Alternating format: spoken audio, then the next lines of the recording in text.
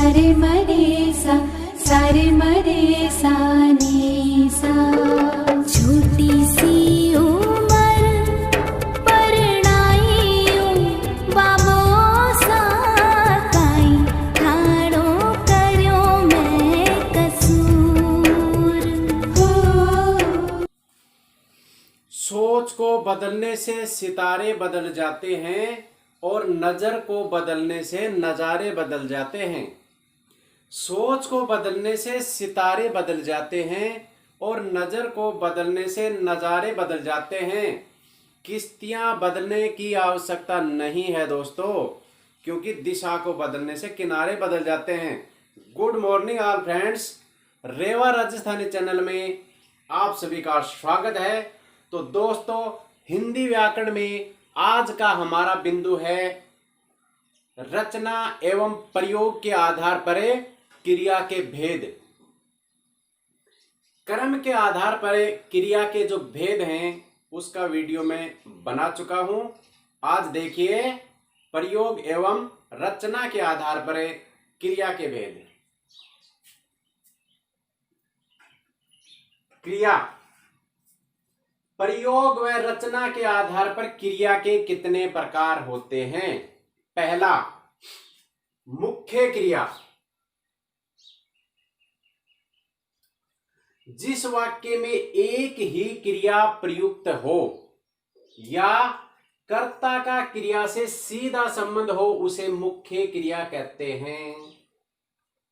जिस वाक्य में एक ही क्रिया प्रयुक्त हो तो वह वाक्य भी, उसमें जो क्रिया होती है वह मुख्य क्रिया कहलाती है। या फिर एक से अधिक अगर क्रिया होती है वाक्य में तो उनमें से मुख्य क्रिया वो होती है जो कर्ता से सीधा संबंध बनाती है। जैसे पूजा गई, वाक्य में क्रिया और कर्ता ही है, तो गई जो क्रिया है ये एक ही क्रिया, यही मुख्य क्रिया होगी। समीक्षा ने पत्र लिखा, हिमांशी हंसी। दूसरा देखिए सहायक क्रिया। मुख्य क्रिया की सहायता करने वाली क्रिया सहायक क्रिया कहलाती है। या फिर समय का बोध कराने वाली जो क्रिया होती है उसे भी हम सहायक क्रिया कहते हैं। तनिषा ने चित्र बनाया था, तो बनाया है इसमें मुख्य क्रिया है और था है ये सहायक क्रिया है और समय का बोध कराती है।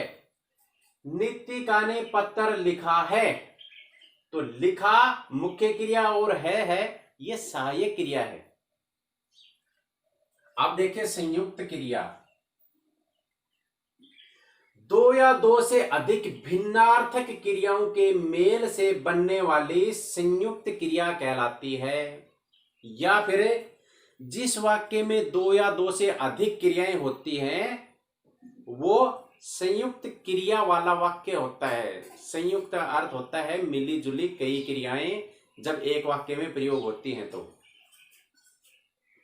मनीषा ने गृह कार्य कर लिया होगा। अब इसमें कर, करना, लेना, होना जो तीन क्रिया हैं, तो यह संयुक्त क्रिया का वाक्य है। नीतू ने पत्र लिख लिया होगा, तो इसमें भी तीन क्रियाओं का प्रयोग हुआ है, तो यह भी संयुक्त क्रिया वाला वाक्य है। पूर्वकालिक क्रिया। जब एक क्रिया के तुरंत बाद दूसरी क्रिया की जाए और पहली क्रिया के साथ कर या करके लगे उसे पूर्वकालिक क्रिया कहते हैं। जब कोई कार्य करके या फिर एक क्रिया करके उसके तुरंत बाद में हम दूसरा कार्य करते हैं और पहली जो क्रिया है उसके साथ में कर या करके शब्द का प्रयोग होता है, तो पहली क्रिया है वो पूर्वकालिक क्रिया कहलाती है। देखिए उदाहरण, आरती पढ़कर सोती है, तो पढ़ क्रिया के साथ में कर लगा है, तो पढ़कर जो क्रिया है वो पूर्वकालिक क्रिया है। निकिता आकर पढ़ेगी, तो आ के साथ में कर का प्रयोग हुआ है, तो आकर जो क्रिया है वह पूर्वकालिक क्रिया है। अब है नाम धातु क्रिया। संज्ञा, सर्वनाम व विशेषण शब्दों से बनने वाली क्रिया नाम धातु क्रिया कहलाती है। संज्ञा शब्द, सर्वनाम शब्द और विशेषण शब्द के साथ में ना प्रत्यय लगने से जो क्रियाएं बनती हैं उन्हें हम नाम धातु क्रिया कहते हैं। देखिए उदाहरण, अपना सर्वनाम है, इस अपना सर्वनाम के साथ में ना प्रत्यय लगने से शब्द हो गया अपनाना। तो अपनाना जो शब्द है ये नाम धातु क्रिया है। जैसे रंग के साथ में ना प्रत्यय लगाने से हो गया रंगना, तो रंगना जो क्रिया है ये नाम धातु क्रिया है। जैसे ठग है, ठग है ये जातिवाचक संज्ञा है, तो ठग से ठगना बन गया, तो ठगना है ये है नाम धातु क्रिया है। जैसे गर्म, ये विशेषण है, तो गर्म शब्द के ना प्रत्यय लगने से हो गया गरमाना, तो गरमाना है ये नाम धातु क्रिया है। इसी प्रकार से लाज से लज्जाना, शर्म से शर्माना, बात से बतियाना और लाज से लतियाना है, ये सभी नाम धातु क्रियाएं हैं। प्रेरणार्थक क्रिया, जब कर्ता स्वयं कार्य न करके दूसरों को क्रिया करने के लिए प्रेरित करे उसे प्रेरणार्थक क्रिया कहते हैं। यानी करता है वो स्वयं कार्य नहीं करता है, वो अपनी प्रेरणा से किसी दूसरे से कार्य करवाता है, और क्रिया के साथ वाता शब्द का प्रयोग होता है जिसे हम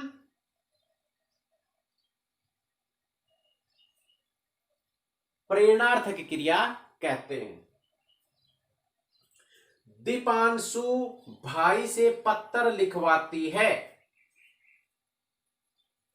लिखवाती जो क्रिया है ये प्रेरणार्थक क्रिया है। रौनक मम्मी से खाना बनवाती है, तो बनवाती जो क्रिया है ये प्रेरणार्थक क्रिया है। सजातीय क्रिया,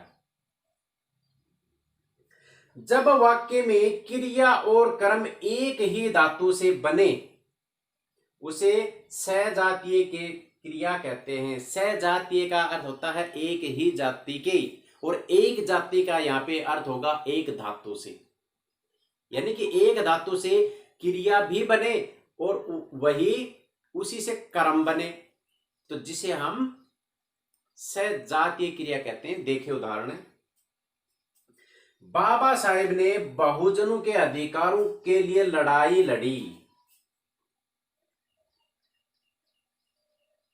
इसमें लड़ाई है ये कर्म है और लड़ी है ये क्रिया है, और दोनों एक ही धातु से बनी हैं, तो ये सजातीय क्रिया है। हरीश ने कानून की पढ़ाई पढ़ी, पढ़ाई और पढ़ी, ये दोनों क्रियाएं एक धातु से बनी हैं, तो यहां पर सजातीय क्रिया है। और देखिए अंतिम, आज्ञार्थक क्रिया, जिस क्रिया का प्रयोग आज्ञा, अनुमति या प्रार्थना के लिए करें उसे आज्ञार्थक क्रिया कहते हैं। राष्ट्रभाषा हिंदी का सम्मान करें, इसमें आज्ञा दी गई है। गुरुजनों का आदर करो, कक्षा में शांत बैठो, ये जो वाक्य हैं इनमें एक व्यक्ति दूसरे को आदेश दे रहा है या उससे विनती कर रहा है कि हमें ऐसे करना चाहिए, तो इन सब वाक्यों के अंदर आज्ञार्थक क्रिया है। तो क्रिया का बिंदु दोस्तों यही समाप्त होता है। मेरा पूरा वीडियो देखने के लिए धन्यवाद।